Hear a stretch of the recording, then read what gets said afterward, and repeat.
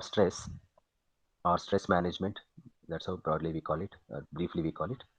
And as I told you, this is the topic which is most demanding for various questions it raises. And then it also has very harmful effects, as I told you, on the health of the people. So when companies are spending huge money on helping employees cope with stress, they are spending money on various coping mechanisms like yoga, meditation, calisthenics, then Zumba, then early morning, what you call those uh, gym exercises, and then whatnot. They are coming out with varieties of coping mechanisms. We will address them at the end of this class. So otherwise, what we will do, we'll slowly get into this subject with an overview like this. First, what we will do, we'll have a thorough understanding of the concept of stress. Then we'll try to see what are the sources of stress. Then what are the challenges of stress, like what kind of problems people experience with the stress. And then finally, we'll talk about how to cope with it. That's an important aspect. So I have my own personal experiences because even today I work 16 hours a day. So naturally I'm stressed out. At the same time, how could I manage myself when I'm working for such a long hours? And not only that, once you get used to this kind of a lifestyle, you cannot enjoy leisure. You cannot enjoy a holiday. Even Sundays, you cannot enjoy. Why? Because when you're highly involved in stressful work, you cannot simply sit and watch things. That's the problem with people who are stressed out. So, but there are various ways by which we should learn to consciously cope with this problem called stress. So, I would give a simple analogy like stress is a necessary evil. Why do I call it? Because without stress, in other words, pressure, without pressure, we don't do any work. That's what we learn from our families, we learn from our parents. Unless parents are after us, we will not wake up early in the morning, we will not get ready for the day, we will not put ourselves into action. It's because somebody is driving you. So, stress is also called some kind of electrical energy. It's like, I would say, it's plain simple electricity, let us say. Now, you are like an electric bulb, and then unless there is an electrical energy, this bulb will not glow. So you cannot be glowing in the workplace unless you have some amount of electricity or electrical energy called stress, without which it is very, very impossible for you to uh, surge ahead, put yourself into action. No, but there's also on the other side of it, how much of electricity or electricity or whatever you call the wattage or the volts an electric bulb can withstand. In India, 230 volts is average electricity, and up to 240 or maybe 250, I think 230 to 240 volts, a domestic electrical bulb can withstand.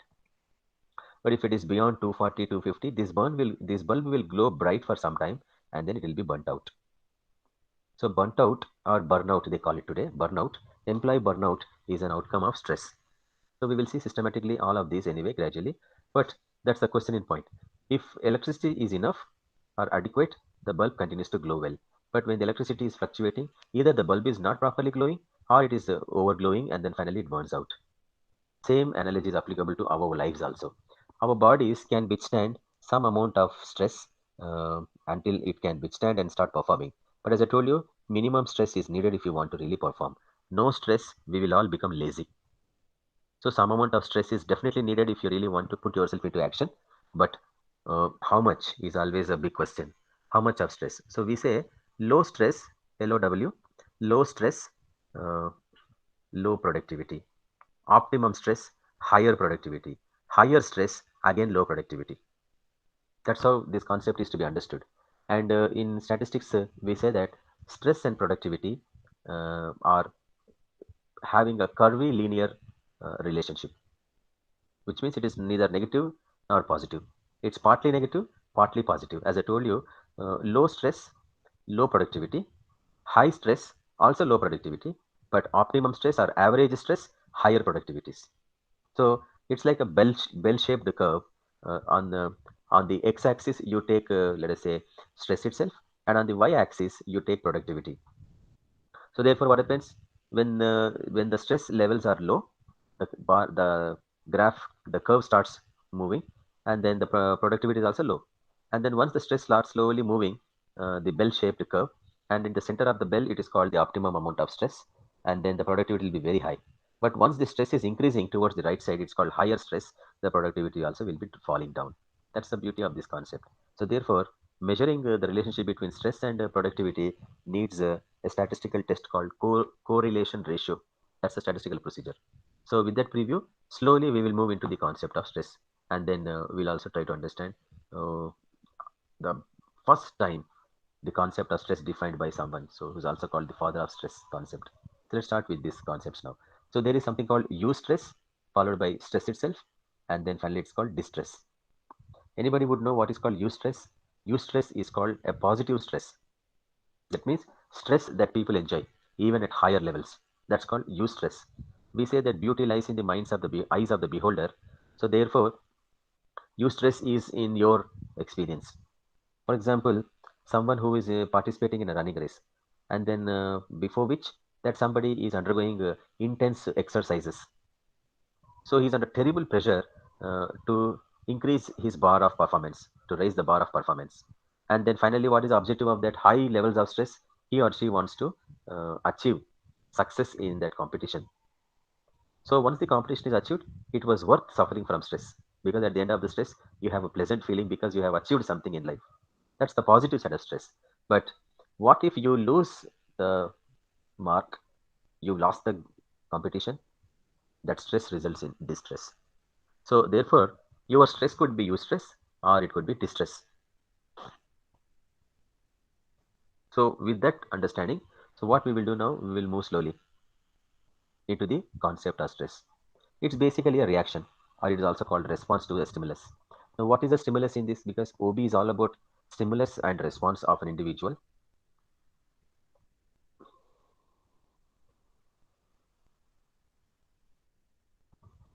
So therefore, stress is a reaction to a basic threat. So threat is a stimulus. When someone is threatening, when something is threatening, then your reaction is called stress. So stress is a reaction to a basic threat, and the basic threat is the perceived inability to cope. So threat, we can even define what is called threat. Threat is defined as your inability to cope with a situation. So stress is a reaction to a basic threat, which is an inability to cope with the realities or work situations. Now, the reaction to stress is very, very peculiar because we don't experience it in the same way. Excuse me. Like, for example, I work 16 hours a day, which is happening for long years now. Almost 30 plus years, I'm working in the same style. And that's what people say, that you don't show stress, you don't show that you're exhausted. How do you get this energy? You will be speaking long day, all day long, you'll be out speaking hours and hours. And then you're running around so many places, you will attend so many meetings. But still, why you don't show that exhausted nature? Why won't you show that you're tired? So it comes from the practice. Unless you practice it, uh, yeah, you learn from so much of information. Either you learn from secular literature, or you learn from your religious literature. All these literatures, you should know which one is really working. I think in my case, religious literature is working more than the secular literature. In your case, secular literature may work more than religious, or you may not have access to any religious literature. So what I mean is, beauty lies in the eyes of the beholder, stress lies in the minds of the recipient. So, as I told you, for a sportsman, it is eustress because he enjoys being under stress. So, I always consider it in my sense, though I'm not a sportsman, but I always enjoy stress because I work too much, get exhausted, but I know I have achieved something. So, that's called eustress. And what is stress to me may not be stress to you. That's why it's called unique experience. Somebody is under pressure, somebody is always complaining about it. I don't complain. I will never complain about stress. I will never complain about being workload. I only understand that if you are assigned with so many assignments, you are learning so many skills. That's the positive side of it. Now, as I told you, for one person's experience of stress, for another person, it could be a pleasure. One man, it could be a poison. For another man, it could be a pleasure. So stress could be understood in so many ways. Now, uh, it should be treated as a perception. Stress is a perception. Remember that. Why? Because uh, same people are working on the same assignment, but somebody is stressed out, somebody is not. Why? It's because we perceive it as a kind of a, what I would say, under being under pressure, under tension. So someone else is not under tension, but somebody is under tension. But in the same workplace, same job that they're doing. Why two different people have different perceptions? That's what stress is treated as a perception always. Now, as I told you, eustress is a positive stress. It occurs when your levels of stress is high enough to motivate you. So you are under motivation because of the positive stress, and then you accomplish great things in life. Whereas distress, it's a negative stress because when your levels of stress is either too high or too low, and your body or mind begin to respond negatively to those stressors. So the way you respond negatively to the stressors or being under stress, that should be treated as a that should be defined as distress. So what stresses you out? There could be various reasons. Like today, we know that money, traffic, job related aspects like workload, overcrowding, lack of support, lack of training, lack of on the job training, audit team. Yeah, it's terrible pressure because since yesterday I was under this pressure. Some government authorities came, they were inspecting all through the day, terribly under pressure. Those people were putting so many questions like authorities, and we were struggling, running around. Though we have all the documents, but we were running around to answer them. They always wanted to find some mistake in it. We were not willing to give any mistakes, but they were still trying to find some mistakes, and we were overcoming it. So audit team, whenever it is on the campus, it is terrible stress. It's the last 2 days, I think, and from today. So somewhere around 5 o'clock they left us. So until 5 o'clock we were under terrible stress since yesterday. But I'm sure after 5 o'clock we've forgotten everything because we have done our job. Now it's up to them, whatever the ranking that they give, whatever the reports that they give. So stress could be because of health also, medical issues also. Today that is going to be predominant ever since COVID-19. There are any kind of health related aspect, any kind of health issue that you suffer from, you attribute it either to COVID or something else. So that's what mental psychologically we call it hypochondria. It's a you think that you are having some kind of a health problem. So modern times we're all suffering from what you call hypochondria today. So lack of free time is also stressing us out. Yeah, you think that Sunday you can sleep well, sleep, but it doesn't happen in families. They'll ask you to wake up early. So Sunday afternoon you want to sleep? No, it doesn't happen because you're not used to sleeping afternoons rest of the weekends. So relationships also should be causing stress, and which means you can have stress from the family or the friends. But in 1974, there's a gentleman. He was a physiologist by name Hans Selye. He wrote a book called Stress Without Distress. That means remove the negative part of it and you enjoy the positive part of it, convert it into eustress. So he defined stress as GAS, which stands for General Adaptive Syndrome. General Adaptive Syndrome. That means to what extent your body can adapt to the pressures from the environment, because environment always imposes pressures on us. It exerts tremendous amount of pressure on us. So how does your body adapt to such kind of pressures and function normally? So that's what he defines stress as: a person's reaction to life events. Now, I have already sent a mail to Srilata. Hope she had shared it with all of you. Now, there is a checklist of life events. If you answer those life events, we can demonstrate whether you are really experiencing stress or not. So, therefore, let's define what is stress here. It's one's reaction to life events, the non-specific response of the body to any demand made upon it. So it's basically the same understanding. Any pressure that is imposed on your body and how does your body respond to it. It may not be specific response. You may respond in any way, like as I told you. I respond in one way, others respond in another way. Like a sportsman responds in one way, and non-sportsman responds in another way.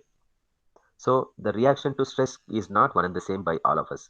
So general adaptation syndrome says it is the extent to which a person may be adapting to the pressures that are exerted by an environment in which he or she lives. So to how do you get adapted to that? That's what is defined as stress. If you get adapted, it is positive. If you are not getting adapted, it should be treated as negative stress. Now, some facts, some research I wanted to share with you. There was one research on CEOs and senior executives. It was a very big study actually, in which they found that heart diseases, obesity, expected cancers, then people are using medicines regularly because of stress, and they have that waistline increasing because of stress. In fact, I have also experienced it quite a long time. Even if I'm eating only one chapati and just a small bowl of rice, still I was putting on weight. So stress could have so much of harmful effects on our body. Today, heart diseases are rated very high among CEOs and senior executives. Many people are dying because of that, being under pressure in their workplaces. But there's another interesting research which suggests that Wall Street employees, executives, Wall Street Stock Exchange study it was. So they found that the death rates as a result of heart attack is 60% higher among them than the national death rate uh, for men between 18 and 65 years of age. It's a very interesting research study.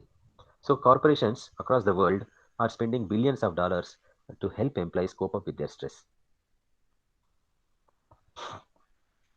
So I want to present to you a model. It's a very interesting model. You can also write down who proposed this model. It's proposed by two professors named Parker, Parker, Parker and Decotis, Decotis, or I think Decotis, Decotis, or double TIS, correct. Parker and Decotis. They have suggested this model, and I have adopted this model for all my training programs or any kind of lectures,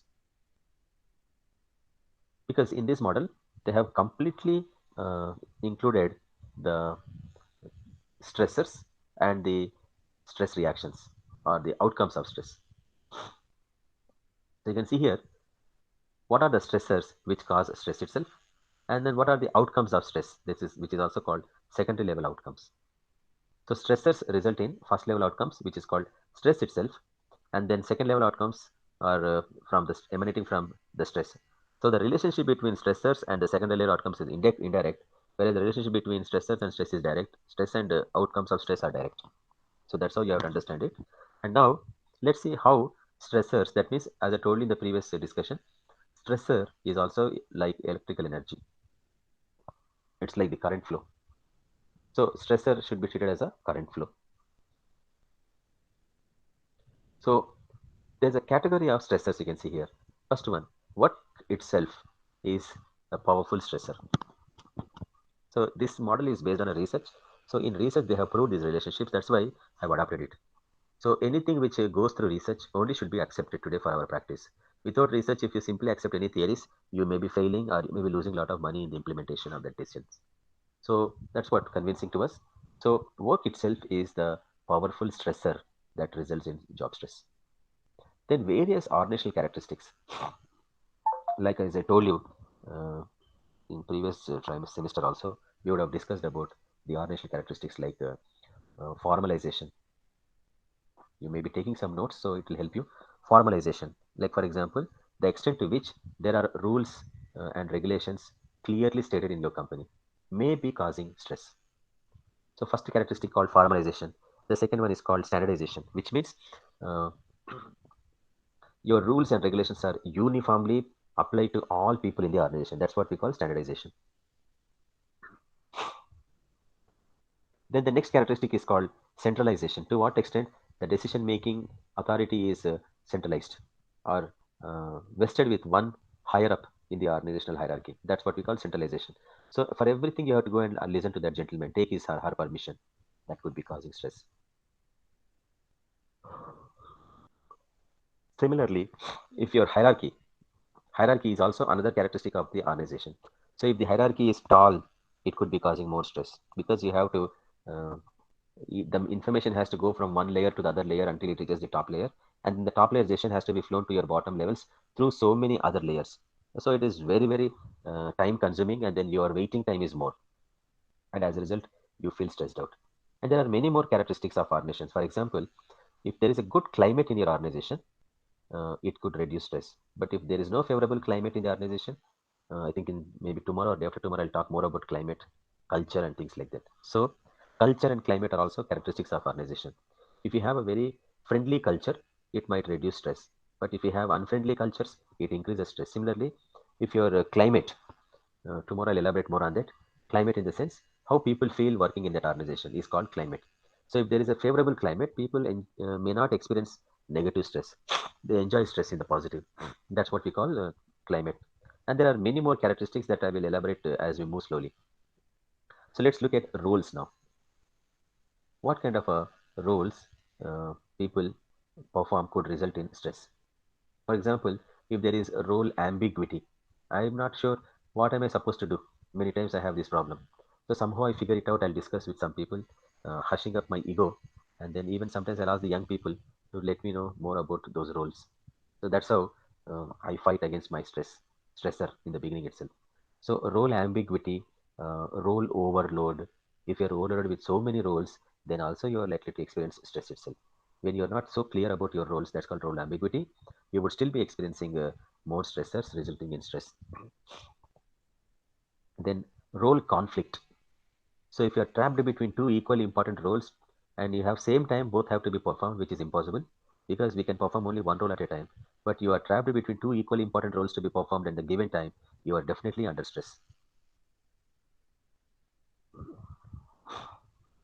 Now, as we move to the next one called relationships. So, what type of relationships should be causing stressors, should be treated as stressors? Like for example, uh, if there is no cohesiveness in your workplace, it could cause terrible stress. Because when there is no cohesiveness, people do not have we feeling. And when they don't have we feeling, naturally it is with terrible stress because in the absence of we feeling, people don't share, don't cooperate with each other, don't look at each other, don't freely talk to each other. That causes stress.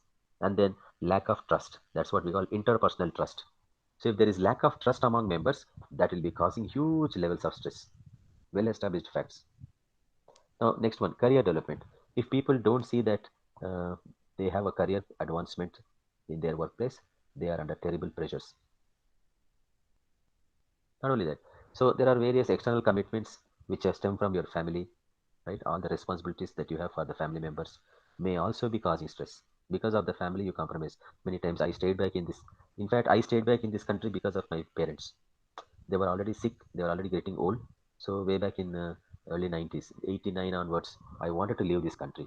So three attempts I made. Unfortunately, every time I wanted to move out of this country, I had some family challenges, like parents suffered from heart attacks and things like that. So I had to stay back to be with them, to take care of them finally. So I've lost all three of them, my father, mother, brother.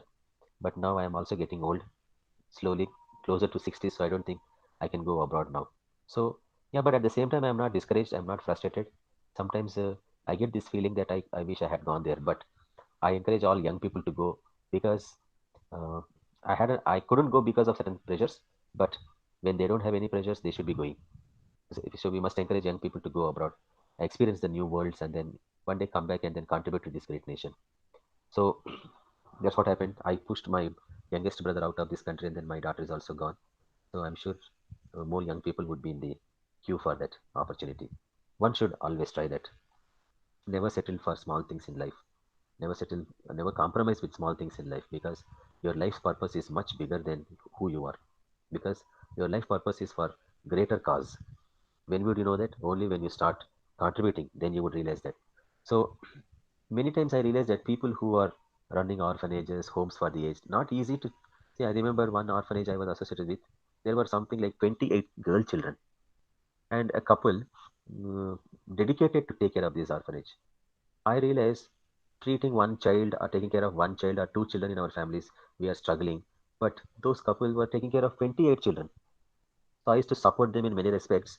Uh, it's not easy taking care of 28 girl children, that too. The girl children needs more protection. So lot of struggling. I have noticed them.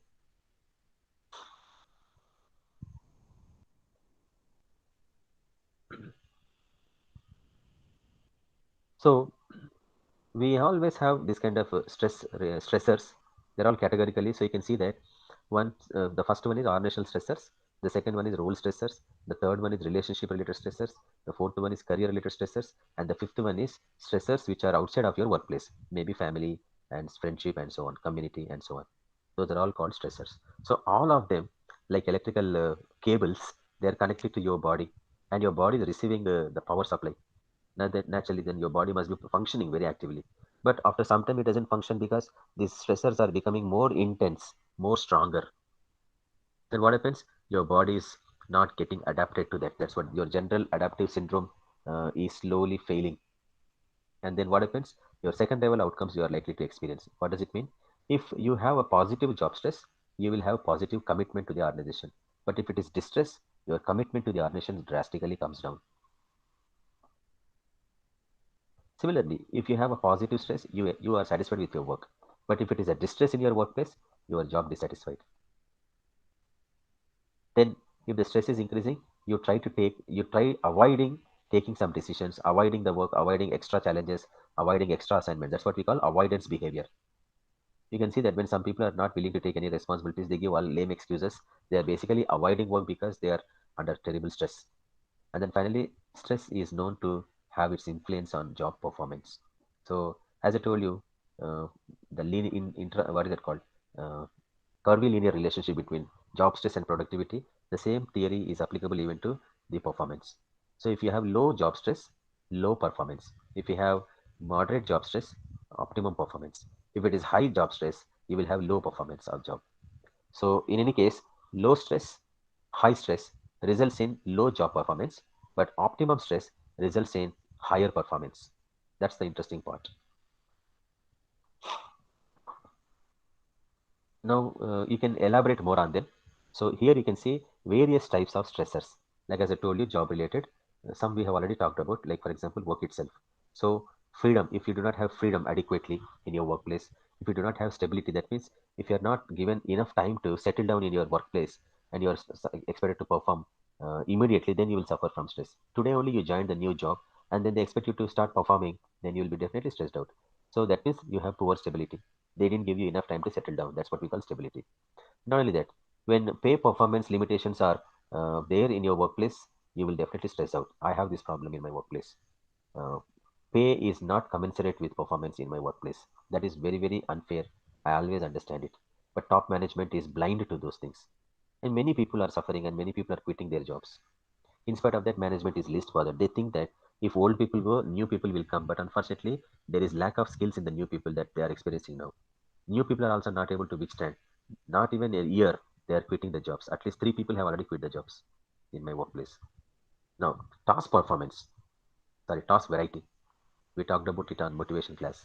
So when there is task variety, you may likely to experience a optimum level of stress. But if the task variety is too much, you're experiencing more stress. Then when there is management emphasizing on achievement more than what you're expected to perform, naturally you'll experience stress. Then your salary could be causing a stress. Then the hours of work could be causing stress. So you can imagine your base salary is less, but you're working more. Naturally, it is stressful. You're working more than expected in a week. It is stressful. And then organizational related stressors are called structure, as I already told you, climate, as I already told you. But interestingly, there's something called communication flow also.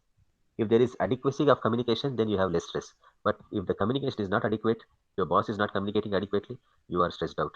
Then if there is no open communication, still you are stressed out. So if there is no concern for people, you are still stressed out. If your management is out of touch with you, you are still stressed out. Now let's look at career related stressors. Lack of quality training, then basis of promotion is unfair, then there is no performance feedback, but you are judged based on your performance at the end of the year. Your promotions are based on performance, but you are never given feedback in time. Then lack of emphasis on individual development causes stress. Then, as I told you, relationships at work, like lack of trust, lack of cohesiveness, and lack of support from boss, could be causing terrible stress. Then various role related, as I told you, role ambiguity, role conflict, role overload. Then too much of innovation encouraged, boss's encouragement or support if it is lacking, boss's task orientation. If your boss is a task centered fellow, you will experience more stress. Then when supervision is too close, also you're likely to suffer from stress. And then you are not given enough tenure in a job, that means lack of security, it causes stress. Then tenure in the company also could cause stress. Both are slightly different. Then lack of social support or lack of support, if, like superiors are not supporting, subordinates are not supporting, colleagues are not supporting, in which case you experience stress. Then finally, how many of us know that your age itself could be causing stress? Age is a stressor as you're getting older. Then gender, no doubt, men and women have different perceptions. Women experience more stress than men. So gender could be, sex could be causing stress. Then number of dependents. If you have more dependents in your family, you are likely to be stressed out. And then less years of education, more expectations, you suffer from stress. So that's how theoretically we identify all the stressors causing stress. But what are the outcomes? There can be physiological outcomes, there can be psychological outcomes, and there can be behavioral outcomes. Now, what are physiological outcomes? That means something to do with your body. They could also be called psychosomatic. So it's a well-established fact that stress affects your immunity. I've seen in many cases. If I'm not having adequate sleep, I suffer from all kinds of allergies, all kinds of health-related problems, indigestions, body aches. Lot of inflammation takes place inside the body, which will not be felt, but your brain feels that there's a lot of inflammation. Sometimes I've seen swelling throat, throat swelling, then nasal drain. then tears coming out, red eyeness, reddishness. So these are some of the physiological problems. I have experienced it because of stress. Some people experience high blood pressure and higher heart attack rates. Then tensions, headaches, back pain, of course, gastrointestinal issues, and then it may even lead to cancer. That's what one of the research studies quoted. Now, what are the psychological problems? Anger, anxiety, depression, nervousness, irritability, tension, and boredom. I'm sure every one of us have these problems. Like when you're stressed out, you express your anger, you throw temper tantrums at others. Then you have anxiety under pressure. Then you experience depression, nervousness, irritability, tension, and boredom. These are some of the psychological issues. But they may also result in poor performance, poor self esteem, hatred for supervision, lack of concentration, not able to make better decisions, and then dissatisfaction at job. What about behavioral problems? Aggressiveness, absenteeism from work, disinterest in work, undereating or overeating. I've seen many people under stress, they eat too fast, too much. And then sleeplessness, for some people it is sleeplessness, for some others it is sleepfulness.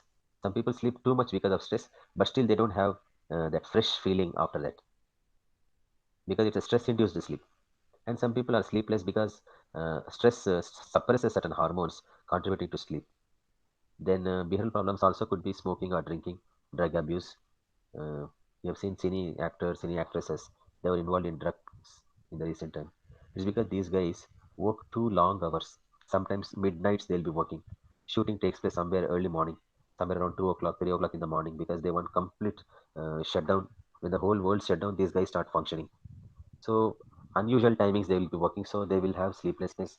That's why they resort to drug abuse and so on. Now, this is something which I talked about. This is called the curvilinear relationship, the bell. So when stress is low, you can see the performance is also low, low poor performance. But as the stress keeps increasing, the bell you can see as it comes to the optimum level, which is called population mu. When the amount of stress is optimum, then the performance is very high. You can see, and similarly, when the stress starts increasing, the performance is dropping. So when it starts increasing, the performance is drastically dropping. This is what we call curvilinear relationship. So it's not only performance, you can put productivity, you can put creativity, you can put decision making, many things you can keep here. Same relationships can be expected. Very interesting observation it is actually. And this theory has been well accepted and proven through research also. So now we move on to the last one. Then we will come back tomorrow with more discussions on some research which I have conducted on employee stress in hospitals, some government hospital, some university type like yours, and some private corporate hospital. I've conducted a study years ago, published. I want to share some of those lessons in tomorrow's class. So let's conclude with just brief understanding of what is this coping, and tomorrow we'll see more elaborately what is this concept called coping. It's because tomorrow you're going to experience stress, so this class should be helpful to you because it should help you in the sense you have to adopt some kinds of coping mechanisms. So, what is your attempted response to reduce the feeling of discomfort? That's what we call coping. It's an individual's attempted response to reduce the feeling of discomfort. So, stress could also be called feelings of discomfort. So, how will you do it? Some people smoke, some people take a lot of tea, coffees, some people take alcohol, some people take tobacco products. Yeah, some people take psychotropic drugs. Yeah, some people resort to many other coping mechanisms. Some people delegate, some people take the support of others. There can be various ways of coping actually. Some people go on yoga, some people do meditation, some people read books, some people listen to music. There are various ways of it. All that I will try to show you tomorrow with lot of concreteness. But let's just see one more definition and conclude this topic. Lazarus and Folkman, they define coping is a response to perceived stress and defined as constantly changing cognitive and behavioral efforts. So coping should be treated as efforts to manage specific external or internal demands that are appraised as taxing or exceeding the resources of the person. So whenever the stress is increasing, you are learning to cope up with it through your personal efforts. And you try many ways of doing it. One is called cognitive effort. That means you try to think, reason, and understand, and then efforts. Then you have some behavioral efforts, like as I told you, you can take the support of others, or you delegate some work to some people, or you postpone some people, some work so that tomorrow you can do it. You can have many ways of coping with that. So, but here we are not talking about the types of coping. The classification coping is a huge list. Various professors have suggested various types of coping mechanisms. Then I'll also talk about something which I'm using. personally, how I cope up with stress, all that I will talk about tomorrow. So until then, I'll stop here. If you have any questions, you can ask me. Otherwise, we can discontinue the topic.